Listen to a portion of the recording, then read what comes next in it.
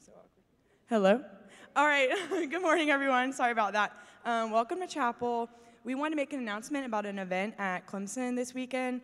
My name's Sarah Ann. I'm a student at Clemson. And me and Madeline Johnson connected for an event that we're having called Fight the New Drug. So I've been organizing since September to bring a speaker from this nonprofit called Fight the New Drug. And if you haven't heard of them, they're an awesome organization that spreads awareness about the harmful effects of pornography on your brain, the individual, how it affects relationships, and how it affects society in the larger conversation with sex trafficking. So they're coming, they're giving 3 live presentations in Tillman Auditorium. So the speaker will just present this information from an educational point of view using facts, peer-reviewed research, and people's testimonies, basically. And then we'll have a Q&A afterwards. And that's basically it. Yeah. So we just want to say that, like, whether you struggle with sexual addiction or you don't know anything about it, like, this is the place for you. We want you here to come learn more about this pornography industry. And also, just to clarify, it is at Clemson Tillman Auditorium. So we're going to be tabling in the International Hallway today from 11 to 2. So come by and see us, talk to us, get more information, tell your story, hear our stories, whatever you want to do. We'd love to talk to you. And we'll be having your pie pizza and free t-shirts while supplies last, so come on out. At the event on Saturday, not at the table, just to clarify.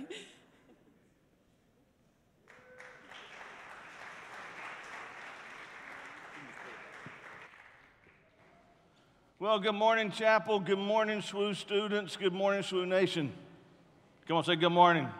Good morning. Hey, hey. This morning we have some more giveaways from SGA. So this is a great morning. Wow. Your SGA loves you, and these people are dedicated to letting you know that. So first thing we're going to do is give away gas cards for commuters. These are $25 gas cards for commuters. So as I call your name, run quickly and get your card, okay? Arnold Bailey. Arnold, come on, man. $25 gift card. Whoop, whoop.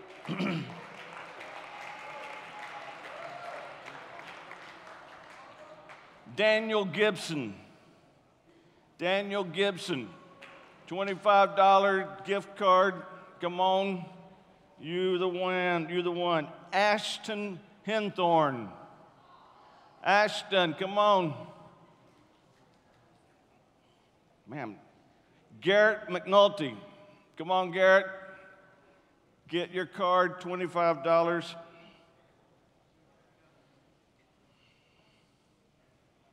Austin Satterfield. Austin in the house. Austin. There he comes. Come on, come on.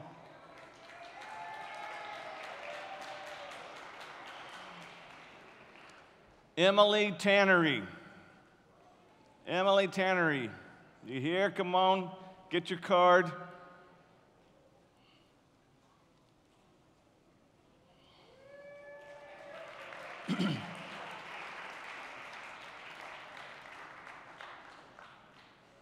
$25 gift cards. Let's give all those people a big hand. Give SGA a big hand. Thank them for thinking of you. Now, as you entered, you signed in for a prize. And this is a Valentine's Day date night. It's a $40 meal gift card, okay? $40 meal, $20 movie, $60 date night. That's sweet.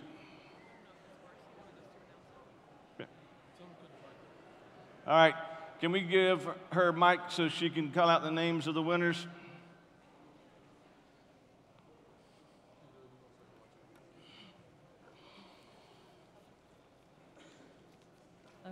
Hello. Hey, so our first winner is Morgan Bridges and Andrew Bryant.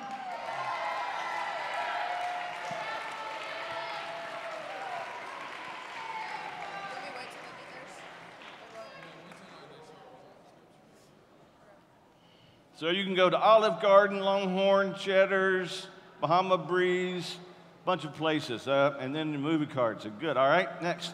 All right, the next winner is Kiana Williams and Shawnquez Caldwell.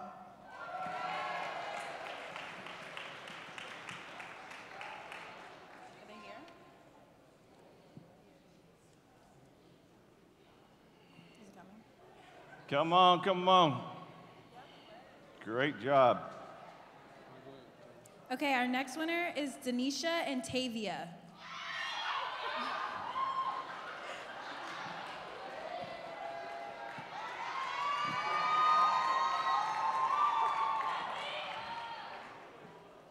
All right, our next one is Callie McDaniel and Amari Cunningham.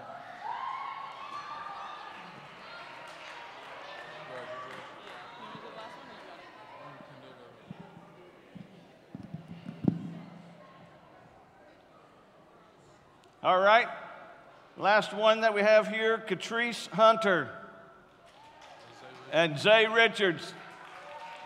Here we go. There you go, come on. All right, let's give all these people another hand.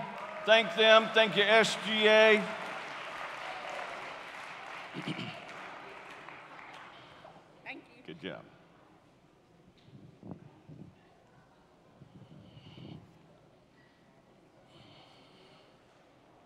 $60 date night. Man, that's significant. That is great. Let's pray together this morning.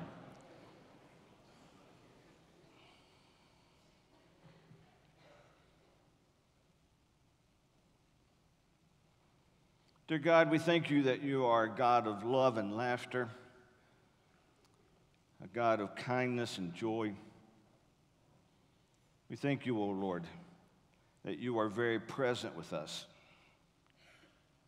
that you enter into our lives, and that you are a God that desires to be with us. So we think about the issues that are a part of our lives, people who are hurting, people who are sick, people who are in distress, people who are see relationships that are strained. We know that you care about all of those. And we know that you desire the best for us. Lord, we pray that you would allow us to be people that would show your love to others while experiencing your love in our own lives. Allow us, O Lord, to do your will, to fall more in love with you and with each other. In Christ's name we pray. Amen. This morning we have a panel. I'm going to ask them to come on up on stage. And we're going to have a time this morning where we're just going to talk about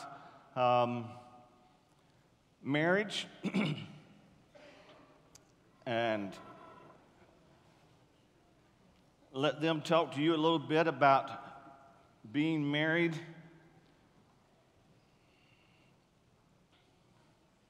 And what it means in their lives and how they live out this commitment to be married to each other and to love each other. This finishes up our series where we've been talking about heartbreakers, where in those things that come into life that sometimes cause us hurt and pain, and how God can turn those around and use those for us and make us better people. And we don't want you to think that getting married is a heartbreaker.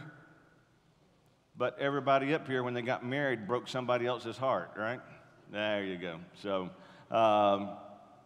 but we want you to understand what it means, at least in these people's lives, to live out that commitment. I'm going to ask, can we just turn the house lights up a little bit? Because in a little while we're going to ask questions, and it helps us if we can see people a little bit better. So if we can get some more light, especially over in the corners where we can see those people, that helps us to know them a little bit better. That's great. That's great. So, all right, here's what we're going to do. We're going to start by allowing the couples to introduce themselves. So I'm going to ask them, tell us your name and what you do, particularly here at the university because all these people are connected to the university in some way, and some of you may not know all of these people. So we're going to do that.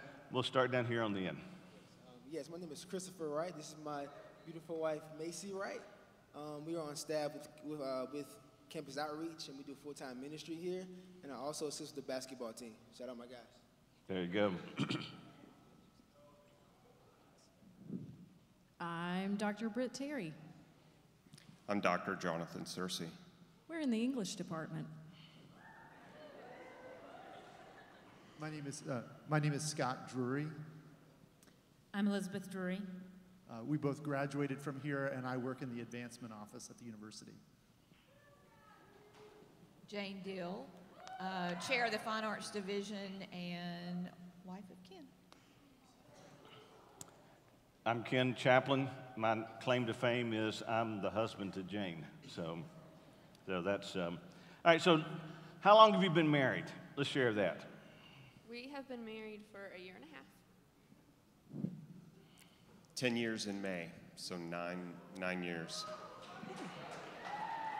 26 years for us. 38 years this year. 38 for me, 38 for him. That's right. All right, so let's just know a little bit more about you. So do you have children? Ages?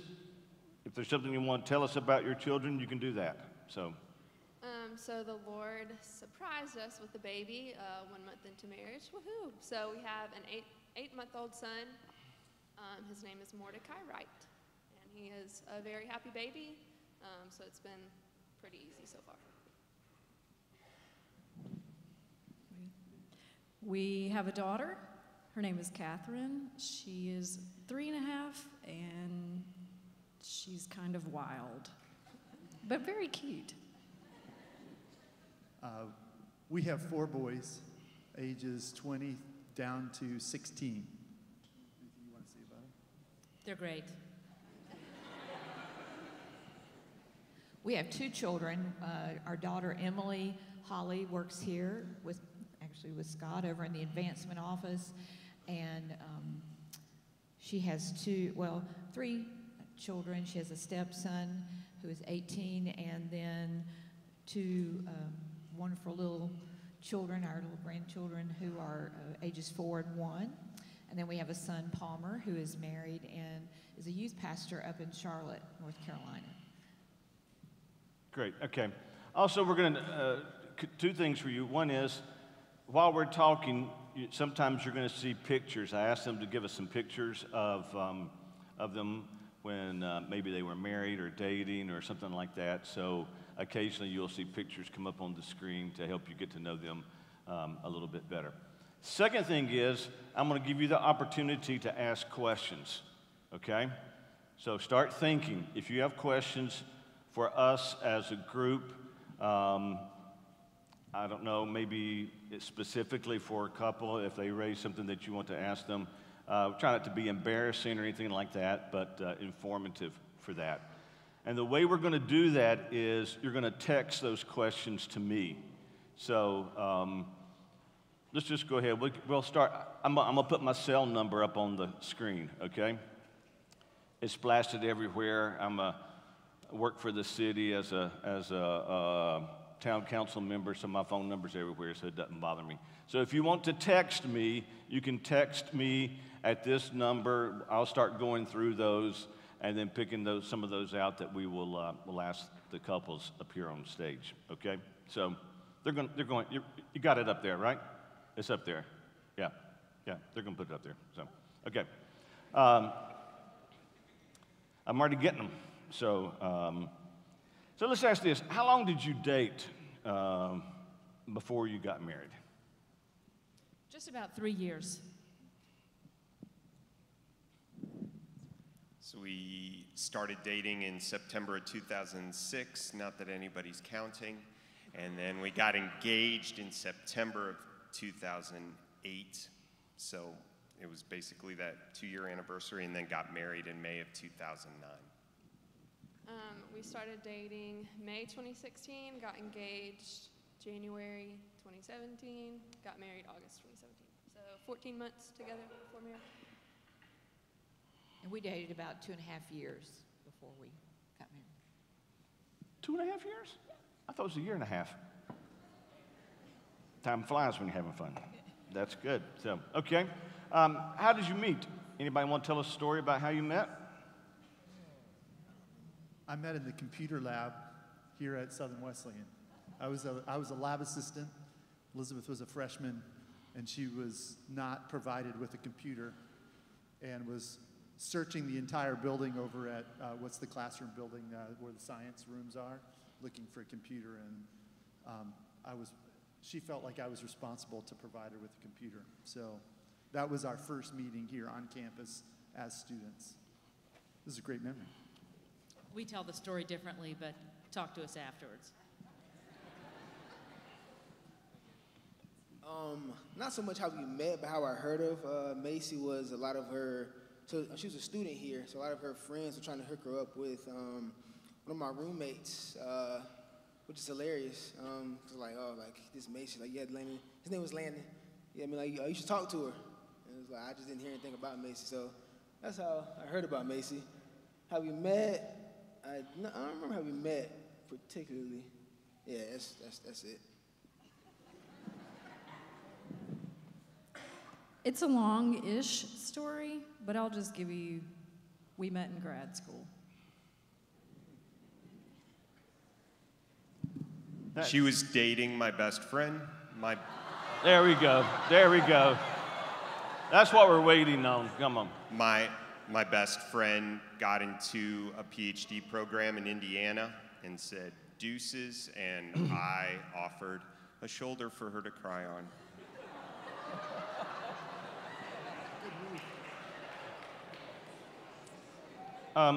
Elizabeth, we have a minute. Don't you want to tell your side of that story?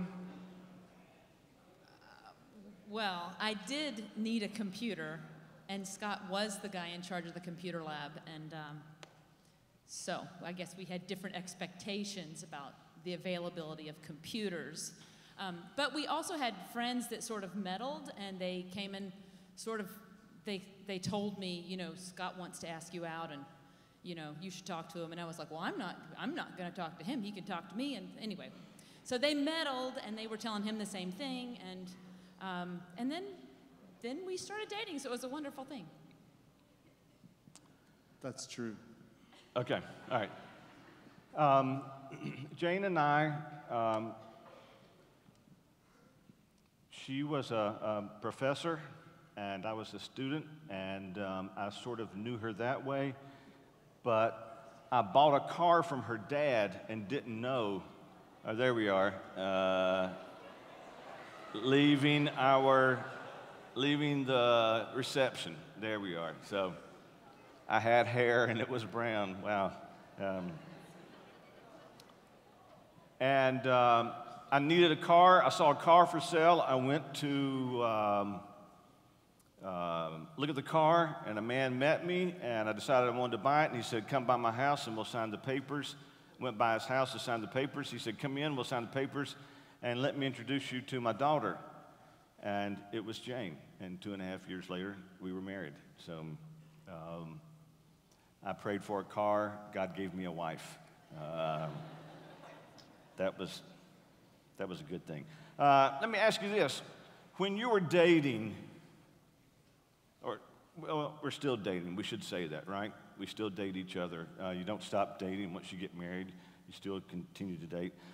But let's talk about before you were married. What was a good date for y'all?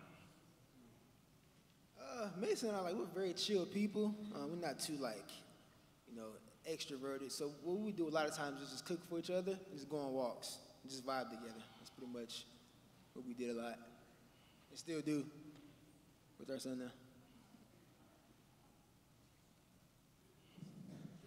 So probably our first real date, we went to the movies, and we have consistently done that because Jonathan taught film at USC, and the U of SA, I think I'm supposed to say.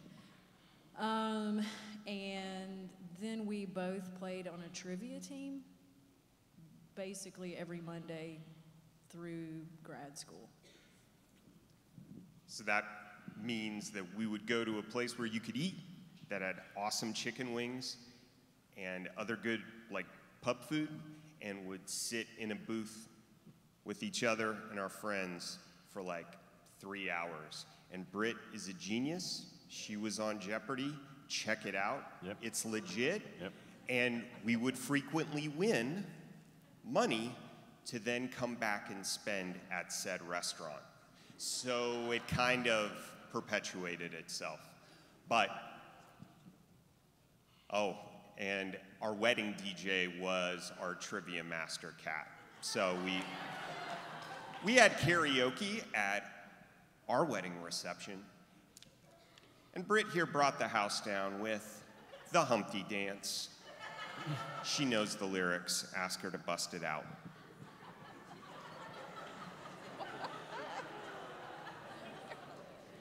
We went out for a lot of coffee. So we went to the fine establishment of Huddle House, the predecessor of the Waffle House and the Awful Waffle, all those really classy establishments. And we just spent a lot of time sitting in booths with our ankles interlocked under the table and just chatting with each other. And we went out with friends a lot, too. Well, we enjoy going out to eat and talking. You know, that was a big thing, just having time to talk and get to know each other. We also enjoyed movies. And we, when we were dating, we went to a lot of classical music events because Jane was either playing in them or wanted to go hear them. So I was very much educated into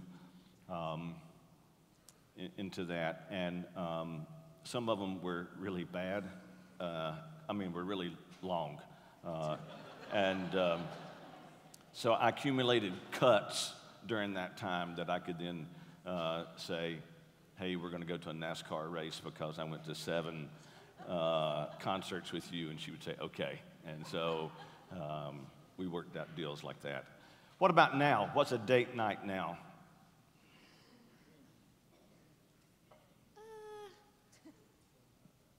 Yes, we love Outback, but usually that's accompanied with our son. So we will be having a date night this weekend because my sister's coming in town to babysit. Woohoo! Does watching Andy Griffith on MeTV count? Because that's pretty much what it is right now. Unless we can talk our relatives or someone else to keeping our child. And then it's dinner. We don't go to movies anymore so much because I'd rather talk to Jonathan than sit in the dark and watch a movie, especially if I'm paying someone to keep our wild baby. We have two types of date nights. One is sort of the normal type of date night where we get ready and we go out to dinner somewhere and we talk like the old days. We usually try to find better coffee than Huddle House. So that's usually really important to us now. The other type of date night is anytime we could get our boys offloaded on someone else and go to Costco and shop in peace. That would be like, wow, just like no kids. So any time the kids were offloaded on someone else was kind of like a de facto date night. Same thing, we like to go out to eat. Same thing, we enjoy spending time with each other and talking. Busy lives, so the opportunity to sit down and talk. We also, we enjoy traveling. So going out, oftentimes riding in the car somewhere becomes a good time because we're not interrupted. And so we have that. And then late at night, we never watch TV in real time. Everything that we watch is always DVR'd. And we like Maine Cabin Masters, which is a show on some channel, where they fix up cabins up in Maine, and we enjoy doing that. So, all right, let me ask this question. So we're getting questions in from students, so let me just jump into some of these and ask you what. One question is, what attracted you to each other? So for me, I was on staff my first year here, and Macy was a senior. So in our guidelines, we can't date students. So which is unique for me because I got to see just her lifestyle. So for one, yes, I'm attracted to her physically. I think she's gorgeous. But with that, I saw how she was just on a mission for Jesus. Like, she was loving Jesus, sharing Jesus, like sharing her faith with other women. And it wasn't her job. Like I said, like, she was a student. She was a sports management major. So it's like, wasn't even like in her, what do you call it, degree, whatever, study, there you go. Yeah, she was just doing it just from overflow. I thought that was just dope, because I'm just like, I haven't experienced that or seen that from somebody like around my age do that apart from a job, if that makes sense. And mine's very similar. I just saw Chris love on people extremely well.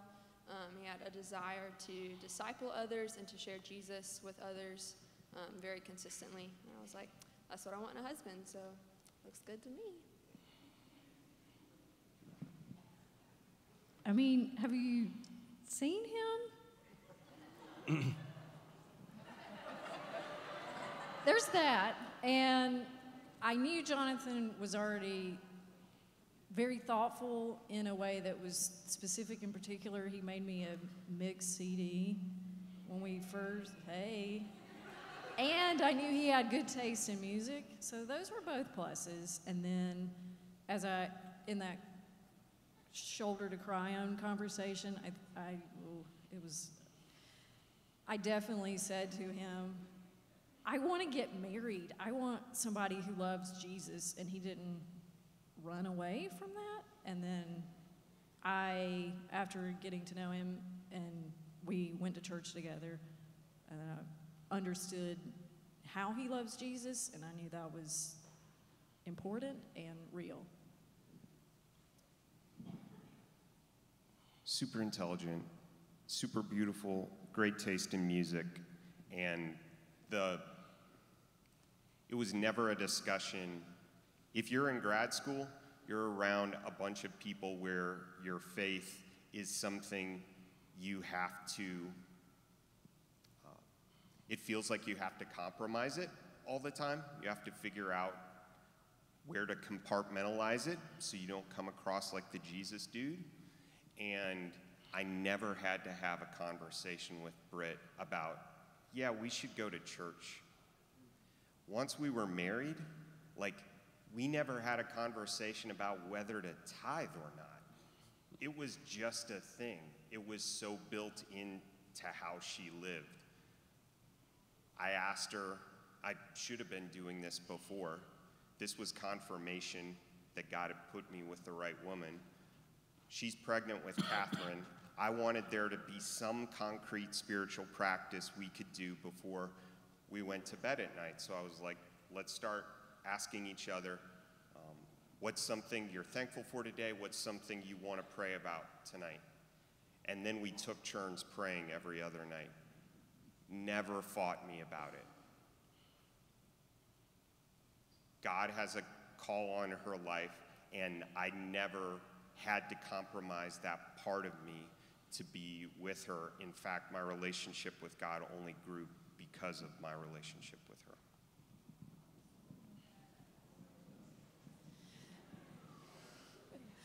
Scott and I just, we just clicked as just the easiest, best friends quickly. And this is before we had sort of defined the relationship. But he was the most interesting person to me, and still is. And he just gets better all the time. He's the smartest guy I know. I knew that immediately, and he's good and just thoroughly, deeply good to me and to everybody else too. So I looked at how he treated his family and how he treated other people, not just how he treated me. And so just a guy that I really, it was so easy to want to honor and to, there you go. So she was beautiful. She's what I call now, I've had to think about it a few years, but she is brilliantly creative. She's just one of the most creative people I've ever met, and I knew that right away. And the other thing is she had this quality called zing. I don't know how you really define that, but you know, every time she's in the room, things sort of light up, or at least they did for me, right? So, and they still do. And I would say the other aspect of her character is that really, really helped me understand what I loved about her was just an innate drive about both things of God, but she just has a passion for excellence about everything that she does, and she won't be denied. And I tell people, if Elizabeth sets her mind on something, you either better get out of the way or get going the right way, because she's just a steamroller in the best way, because things happen. I just wanted to add, she is a slammin' cook, and one of the reasons I'm not incredibly zealous of going out to eat is because I basically eat out every night. Quality, quality, quality. I'm just gonna go ahead and say it. That is not what attracted Ken to me, was my cooking. Because that is, that's not my thing. But Ken is very kind. I think you know that from his work here, a kind and gentle person, and that was attractive to me. He's also a wonderful listener and just a compassionate person, and also a little crazy times, which is good because I get real, and so I need that spontaneity part.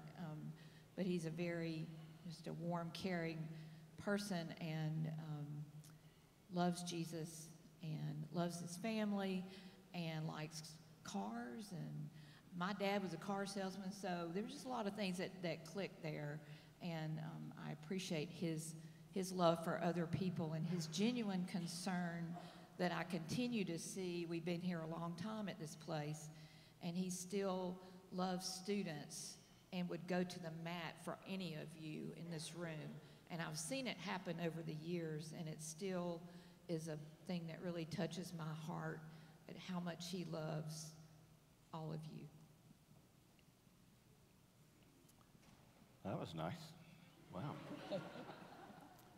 Wow. Besides Jane being a beautiful woman, I was attracted by the fact that this is really interesting. This is a good study here for you about how much she can get done. Such a driven person, makes lists. She makes lists about her lists so that she can get those things done, and practices incredible amount. She genuinely believes that her talent is given to her from God, and that if she doesn't keep up with her talent of playing piano and organ, that she's somehow failing God in that. And she will practice hours, and to see that in her really does something for me.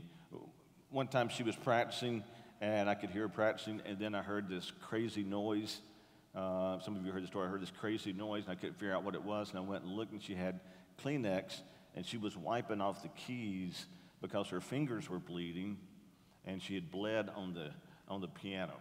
And so she was taking time to wipe that off, and then she puts new skin on her fingers and lets it dry, and then goes back to playing. That's dedication and determination, and I appreciated that very much about her. All right, so there's a lot of questions from students about arguments. There's probably 15 questions. First argument, how do you argue? What did you argue about? What kind of things do you argue about now? So let's just throw that out. Not all of you have to answer this if you don't want to, but what about that? Have you argued? Do you argue? Tell us something about that. So yeah, so like I said, we're still new to the game of marriage and being parents. With that being said, like a lot of our arguments right now, just like on preferences. Yeah, there we go. On preferences, like, and it'd be so dumb. I'm like, I want the bed to be positioned this way, but she wants it that way. And just be an argument, just like, nah, like, I want it this way. And it's like, not budging. So like, yeah, our arguments, when we actually just take a step back and like actually look at like what we're arguing about, most of the time it's preferences. But with that being said, I think a lot of times, especially like guys who've spoken in on my life, when we do argue, we never let it last for days. We address it that day. Like we never go to bed and like not finish the argument or come to a conclusion about it.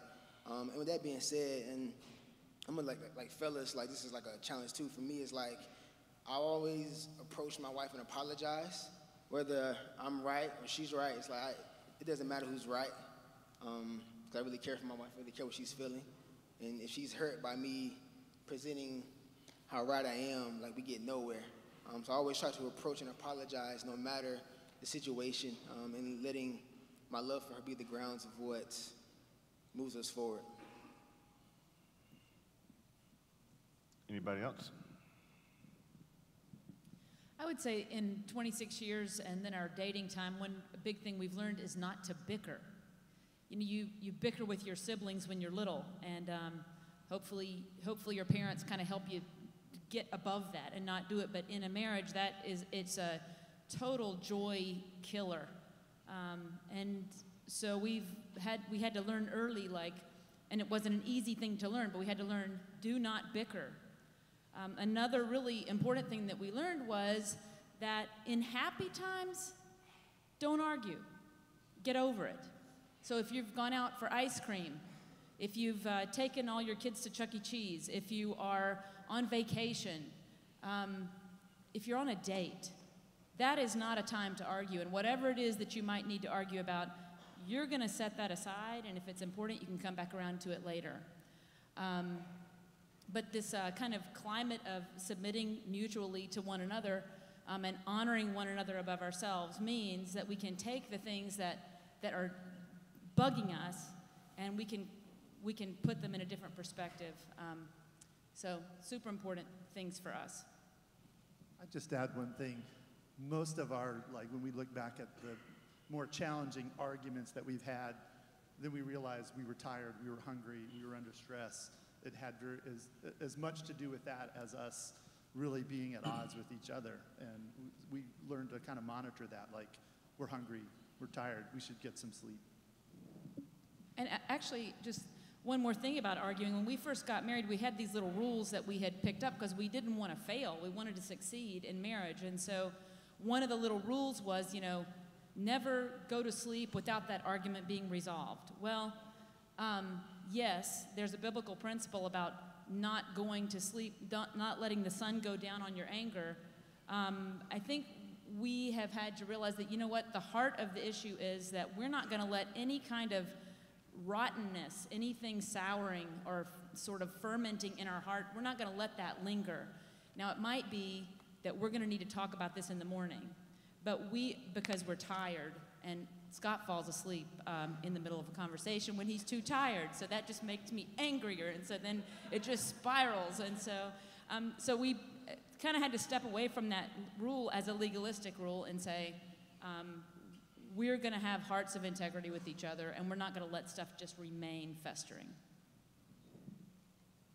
I would say, for us, you guys, goals for me, because I like, you and I are both competitive about being right about kind of everything. B, I am super petty, or I can be. And C, I'm a processor. I can't, if you give me some big thing to think through, particularly if it's a critique of me, I can't respond in a logical, even, nice way initially. I need time to think about it before I respond. So I think some of our big arguments, which were like over theological positions, like this deep stuff that I got real riled up about, and then had to think about it for a long time and then come back to it. Otherwise, my initial response was this way petty thing. One time you told me something about that I don't sing on key. So maybe for like 3 weeks in church, I didn't sing at all. I just sat there during the hymns. And then this was like some I mean, I don't sing on key. I already knew this, but I like to sing. But we argued about it later because I was like, that hurt my feelings, even though it was true. But then we resolved it. It just takes longer for us. So, I mean, me, maybe. So I think that also depends on your partner. You need to be mindful of how they work and how to work through things, and yeah. I think over the years for us, it's just learning how to communicate. You know, when you are upset with the other person, and I really appreciate what Chris said, is that coming to each other both sort of with a feeling of being apologetic, that you're not just coming into it and I'm right, you're wrong kind of thing. And so we've learned over the years, I think, how to communicate and be able to find a time, and we call it peace talks, and you know, we're going to sit down and just kind of go through this situation or whatever. And it was very helpful just to learn really how to communicate. That's really the bottom line. If you can't talk to each other and share and pour your heart out to each other, that's really, I think, the key. Great. Okay, one more. A lot of questions from the students has to do with physical attraction. One seems to be pointed toward, it says, do you still enjoy kissing, cuddling, and all that stuff as you get older?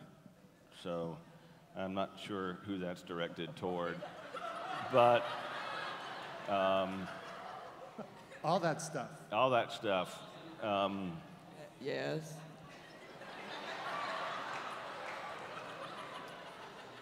I will start by telling you that that if you grow in love with each other, that you're loving each other and love-making with each other just gets better because you know each other, and it just improves as you go along. So it's okay to say that, I think. Other words? Anybody else want to?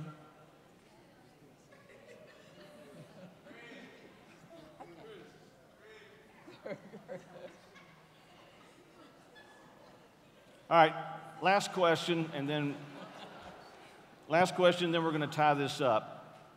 From each couple, advice you would give about marriage.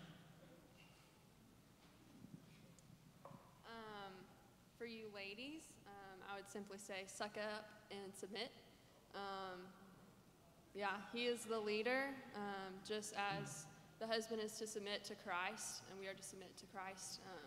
You need to submit to your husbands. I know for me, I like to be in control. I like to have things set, but you constantly have to die to yourself daily to love and to honor your husband well and to submit. I would say you have to have fellas, you have to have like a willingness, or honestly anybody, it's a willingness to embrace the hard times, the good times, because I think this idea of like, oh, like, is she the one or is he the one? I'm like, that's a cool thought to have, but honestly, like, are you willing to walk through with somebody for a lifetime, through tragedy, again, like through having children, through in-laws? Like, if you're willing to embrace that for a lifetime, I think you'd be fine. Oh, and one more thing, divorce cannot be in your vocabulary. Real deal Holyfield, man. How am I going to finish that? For me, I think I felt this more after we became parents. You being good at something whether it's your profession, whether it's being a good dad or mom, whether it's being a good son or daughter, a good friend, is not a substitute for being a good spouse. It was not hard for me to start being a good dad. Maybe it was because I was a teacher and already thought of my students like my kids, but I didn't have to turn a switch on to start caring about my kid.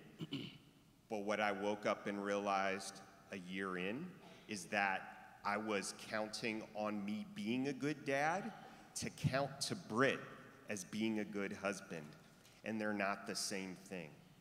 I can't keep emotionally withdrawing funds from our spousal bank account, putting them into my parental bank account and say, that's cool, right? I just get a tax write-off because I'm being a good dad.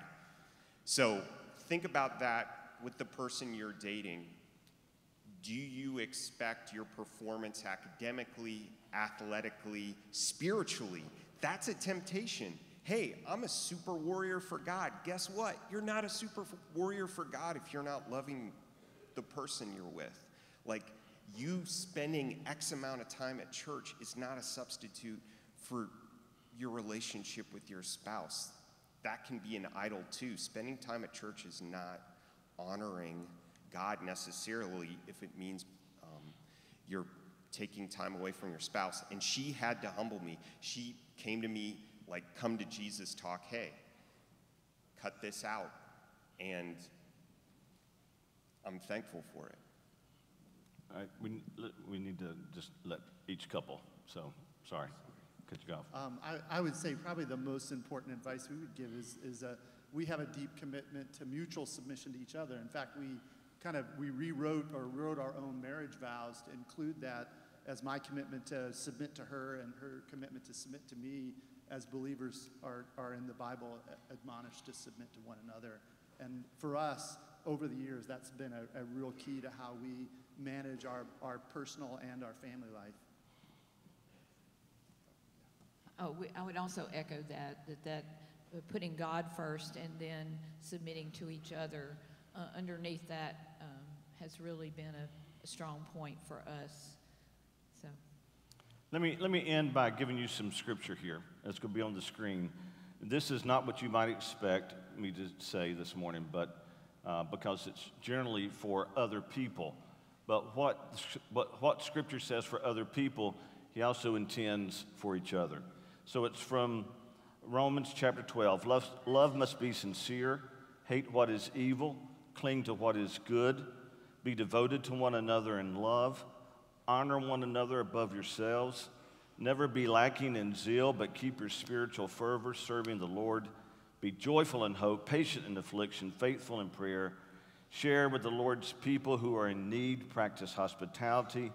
Bless those who persecute you. Bless and do not curse. Rejoice with those who rejoice. Mourn with those who mourn. Live in harmony with one another. Do not be proud, but be willing to associate with people of low position. Do not be conceited. Do not repay anyone evil for evil.